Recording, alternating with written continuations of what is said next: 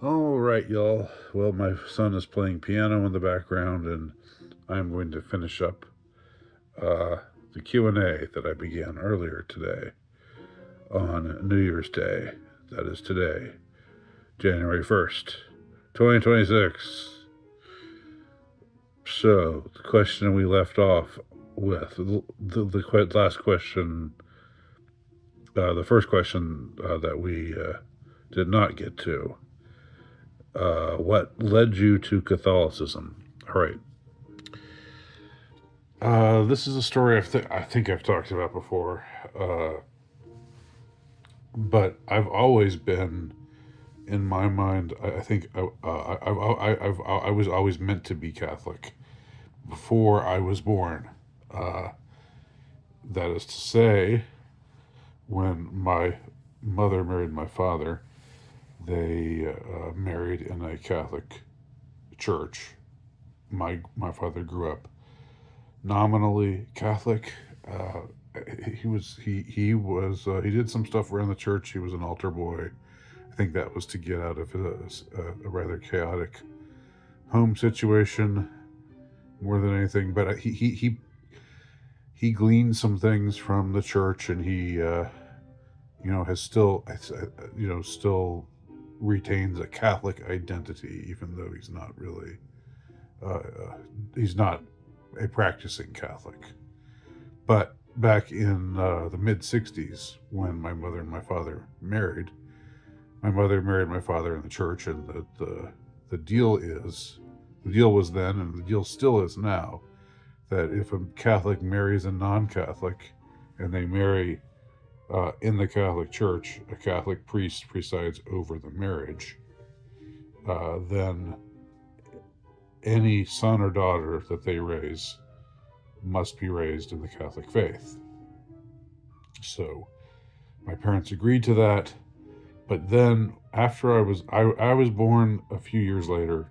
They were married in 65. I was born in 71. And then in 1975, we were in London, England, for my father's part of my father's sabbatical, and my mother was taking me around Harrods, this gigantic department store in London, and somehow she lost sight of me. She lost me. She suddenly didn't know where I was. She looked up, and I wasn't there, and she panicked, and she was shaking and crying, and she told God. By the way, my mother grew up Lutheran. She told God, please let my boy be okay, and I'll devote myself to the church for the rest of my life. And right after she said that, I apparently showed up. So my mother, uh, she wasn't keen on becoming Catholic. She wanted to, do stuff in the Lutheran church, and like teach Sunday school. And so I ended up getting brought along to Lutheran services, and I ended up growing up Lutheran. Um, and so my father being culturally Catholic but not devoutly Catholic didn't object to this.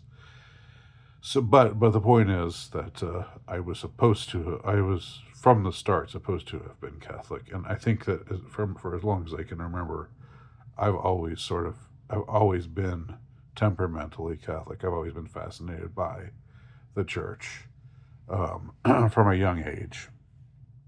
Just everything about the church interested me. And so it just took a while, but I eventually got there at the age of 34. Um, I finally took the plunge. Well, there we uh, when I was married, my wife and I were conservative Anglicans for a time.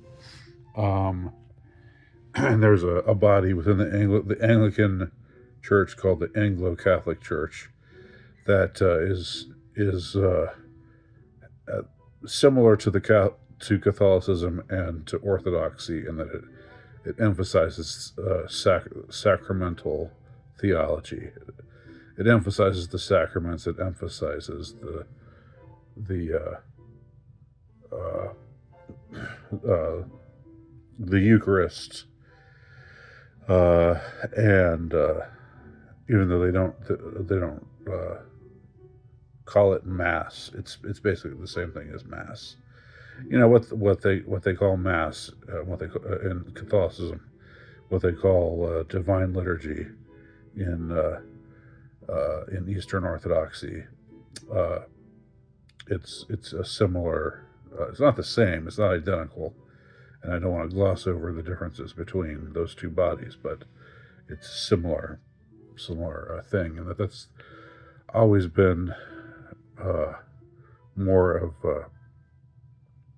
I just what else can I say about it that I haven't said before? This particular era is not the Catholic Church's finest hour.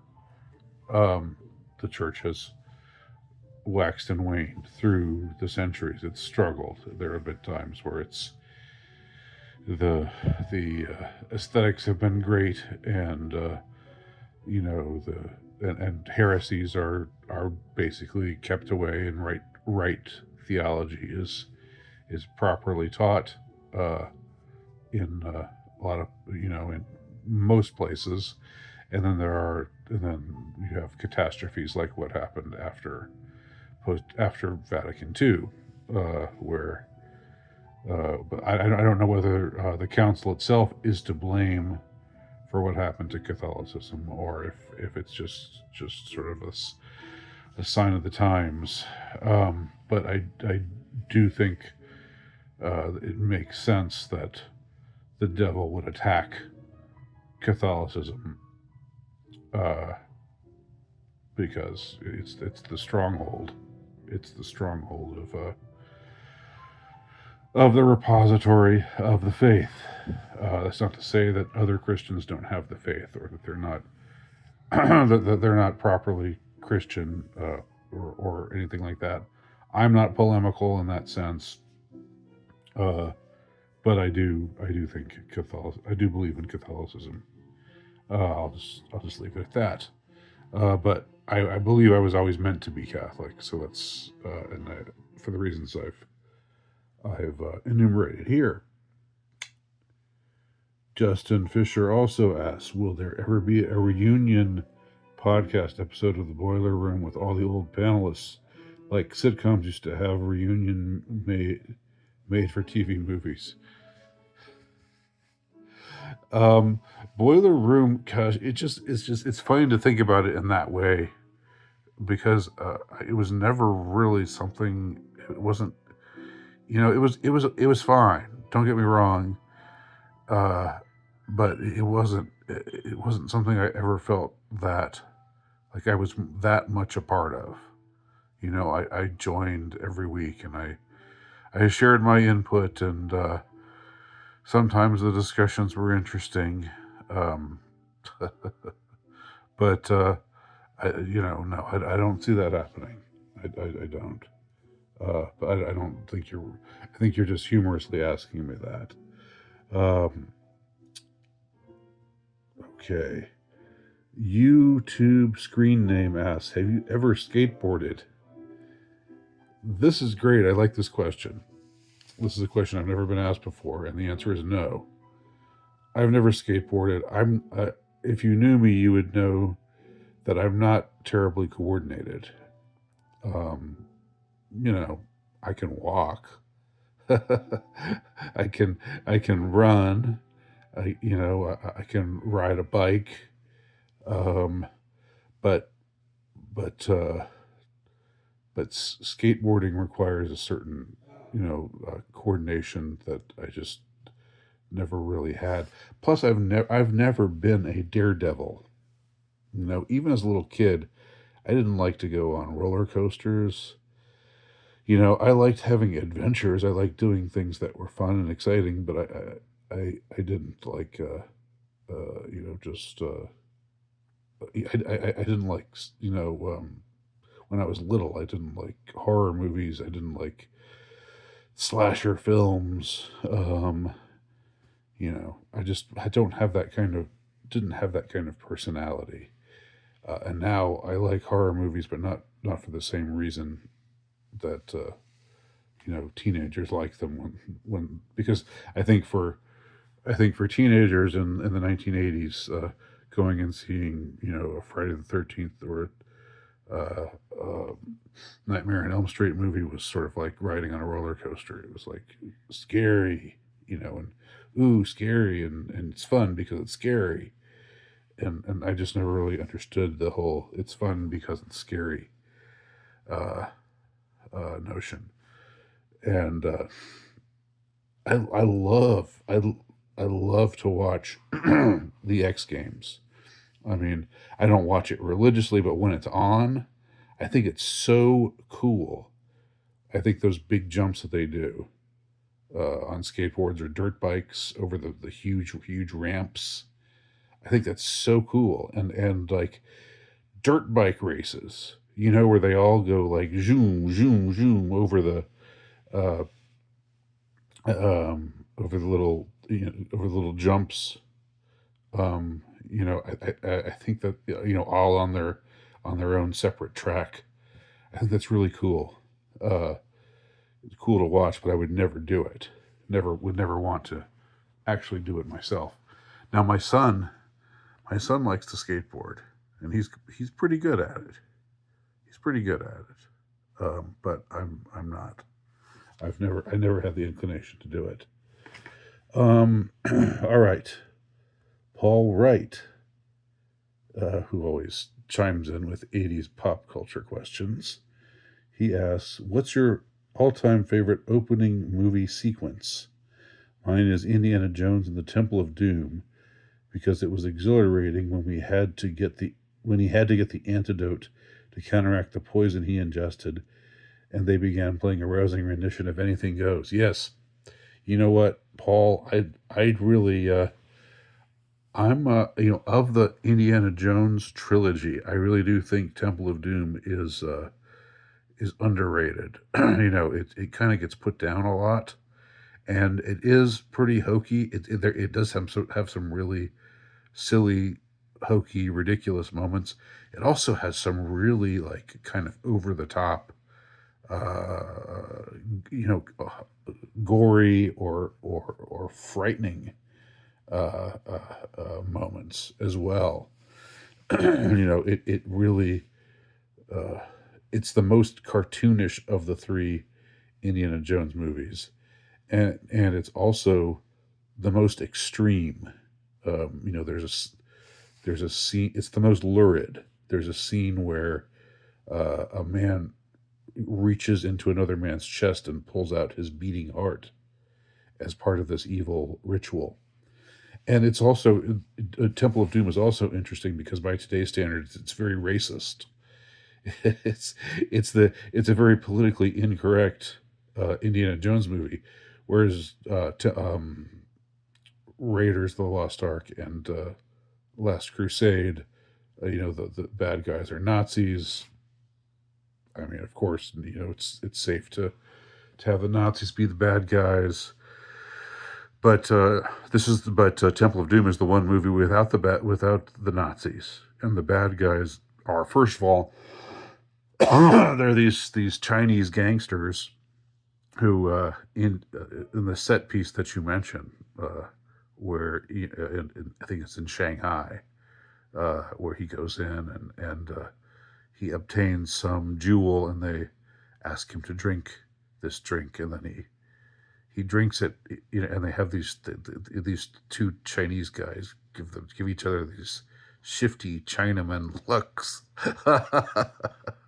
which would just not it would not cut it by today's standards. It would just not. There's no way that would be approved of today. And then when Indiana drinks the poison drink, they all start laughing, in their evil Chinese kind of way. This is the antidote for the poison you just drank. And then there's this wild melee where he's losing consciousness and trying to get his hand on the antidote. And uh, yeah, I agree. That's a neat opening uh, opening sequence to a movie. As what is my favorite opening movie sequence? That's a good question, but that's something I'd really kind of have to think about. I flash to something like Touch of Evil, the Orson Welles movie. It's a very famous tracking shot that's like 5 minutes long, and where you see somebody hand somebody else a bomb, and then 5 minutes later the bomb explodes or something. And I haven't seen it all that often, but I know it's like a classic uh, opening sequence. I'd have to think about that a little bit more though, but I like the example that you give. I also think I think the Raiders opening sequence is also pretty damn good though. But that would be the more standard choice, going in through the forests of Peru, and that's also got some racist uh, elements to it because Indy's the one, big tall white man, and his guide is this turns out to be untrustworthy. He's this local I don't know, Incan or something,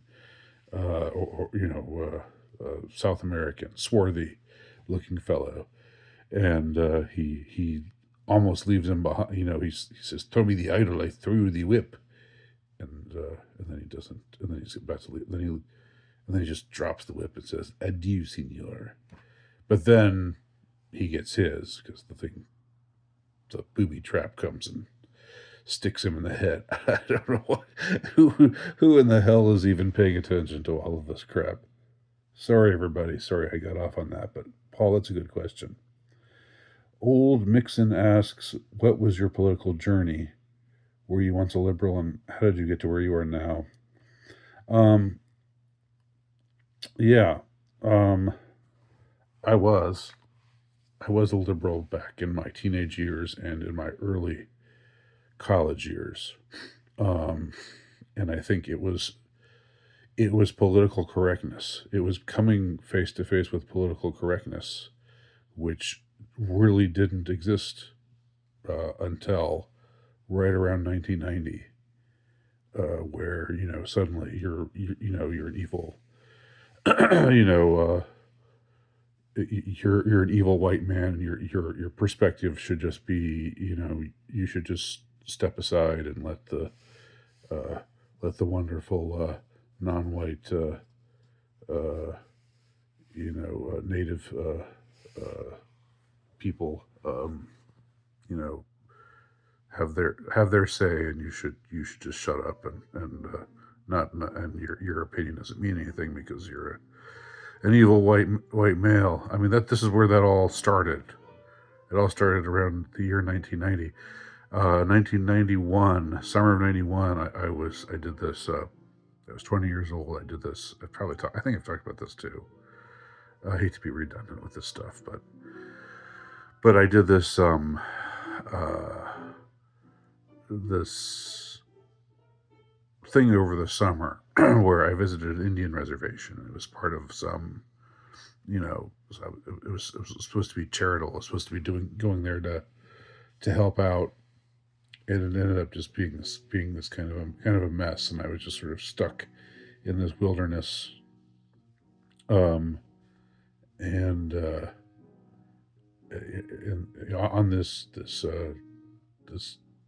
frankly rather crummy uh, Indian reservation, run down, all the social ills, all the vices that are endemic to that are unfortunately endemic to that population.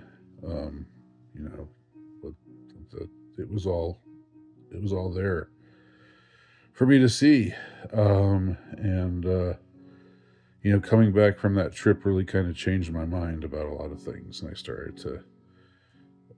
to turn against liberalism. It was political correctness that turned me against liberalism, and then I went from being a libertarian uh, to just being a sort of normie conservative. But there weren't really all that many like non normie conservatives in the 90s. It wasn't really, things weren't, uh, things hadn't gotten as radical. There was Pat Buchanan and people like him, the paleocons. Uh, I guess they were around. There were some neo Nazis out in Coeur d'Alene, Idaho, and Richard Butler's church, and all that. But that just sort of seemed like way, way, way out there, kind of crazy stuff, and it mostly was, frankly. The early internet, uh, white nationalism 1.0 is just a bunch of people getting on and saying nigger and kike a lot, and just being as vulgar as possible. A lot of it, it just wasn't. It wasn't. It was. It was not a very attractive. It was very fringy, and it only attracted basically fringy type of people. Although there were some people there who wrote for these sites who had more of a mind, and so I paid attention. I read those sites. I read the early like Stormfront, and the early, like those kinds of pages. What they were, the chat rooms. That's what they were called back then. I guess, do chat rooms still exist? Is 4chan? I guess 4chan is kind of a chat room. But anyway, uh, and then uh, things kind of went from there, and I went farther, harder, and harder right as the years went by. Um, but it was PC. It was PC, which is what's now called woke. That was what did it for me. I was just sick and tired of it. This authoritarian, version of liberalism. I grew up thinking liberalism was, you have an open mind, and you believe in freedom of speech, and you challenge ideas, and that sort of thing, and that changed radically come the 90s. Um, okay, PD Uval asks, what do I think of the films of David Mamet? Glengarry Glen Ross is a masterpiece. I rewatched it just recently. It's fantastic. I think David Mamet, certainly a genius. And you say the films of David Mamet. I think he's mostly a playwright, though. I know he's written some. He's written for a lot of movies too. He's been the screenwriter for a lot of movies, including a lot of mainstream movies like The Untouchables. I remember he was the playwright, or he was the screenwriter for that movie, and seems like for some other ones. I'm I'm a fan of David Mamet. There's some obviously it's like it's a very contrived style, and there are some times where I think it maybe works better, or I've found that it works better than other times. I mean, it's contrived. There's an artificiality to it, but I think in a context like Glengarry Glen Ross, um, where it's just this very male macho uh, salesman trying to outdo one another, kind of atmosphere. Uh, it's it's pretty compelling, pretty entertaining. Um, but I think I don't know Mamet well. I don't know his work well enough to comment on it all that well. I think I do. I like what I know of him. Um, Scott Terry again asks, "Dear Andy, thanks to Nora Ephron and Rob Reiner, New York City became the epicenter for the majority of genre-defining romance movies." And let's not forget Woody Allen. uh, I know we might like to forget him, but let's not forget him because I think he had something to do with that as well.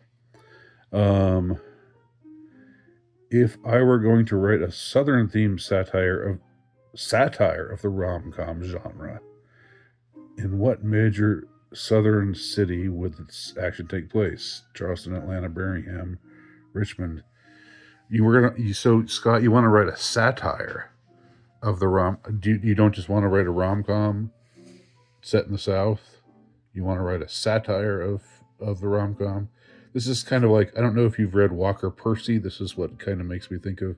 This is kind of Walker Percy esque territory. Um, you know, what major Southern city would the action take place? I am partial to Charleston. Yes, I live in Savannah now, and uh, there's a big rivalry between Savannah and Charleston. But I have to say, don't tell the native Savannians this, but I think Charleston's got it has got it over Savannah. Although they're both very charming towns. Um, well, I mean, Atlanta. It's hard to know. I don't know the character of these cities well enough. I would have been tempted to say New Orleans, but it's that's so New Orleans is kind of played out, isn't it? Um, and it's sort of like that's where you get into this whole Cajun scene. It's still the South, but there's also this Cajun element that's a little different. But I don't know what you mean by a satire, like uh, a satire of the rom com, but set in the South. um, that makes me wonder what like. Do you want a romantic, a beautiful romantic kind of backdrop? If that's the case, I would say Charleston. If you want something a little more ironic, maybe someplace more rundown like Memphis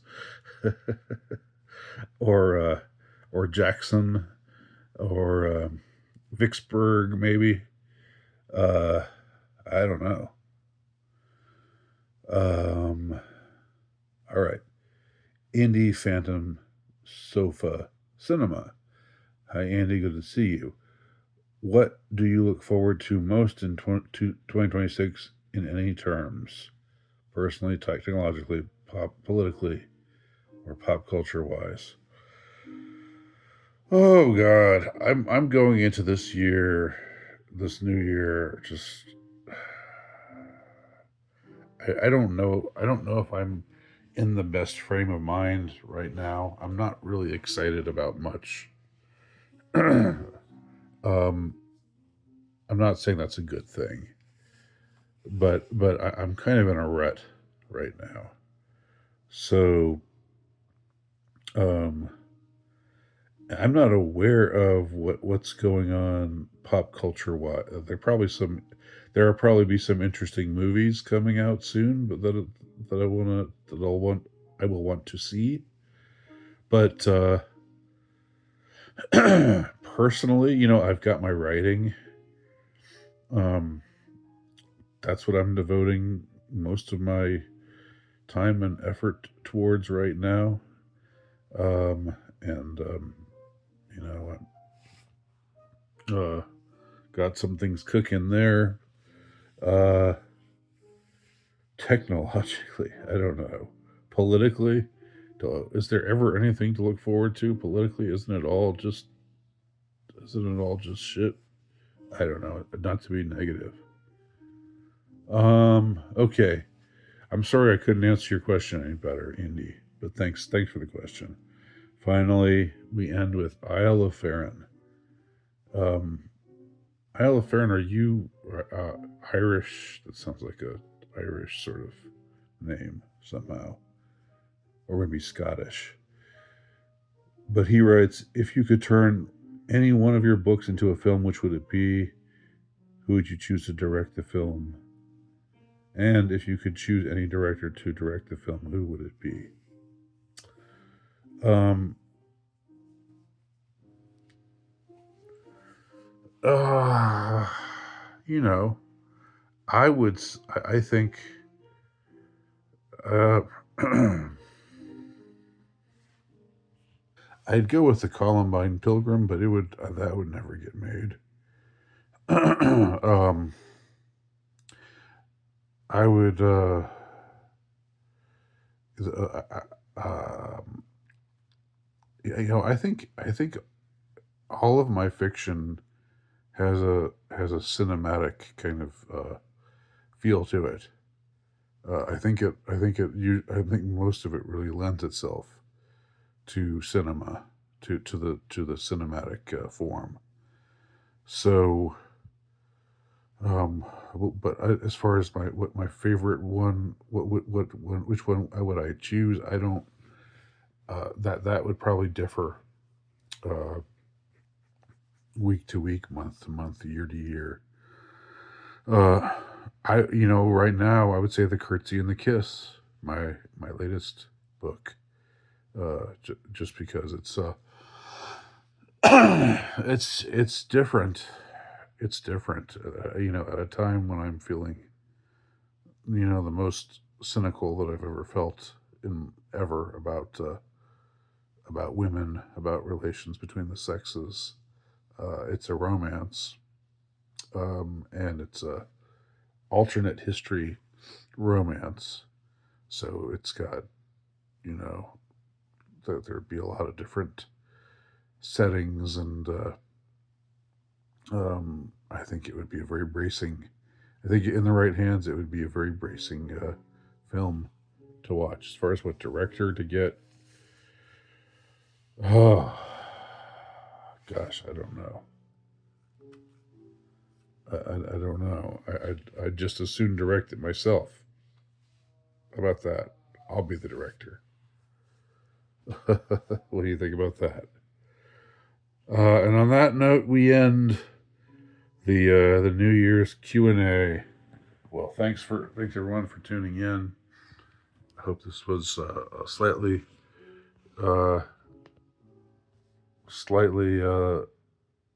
interesting, and talk to y'all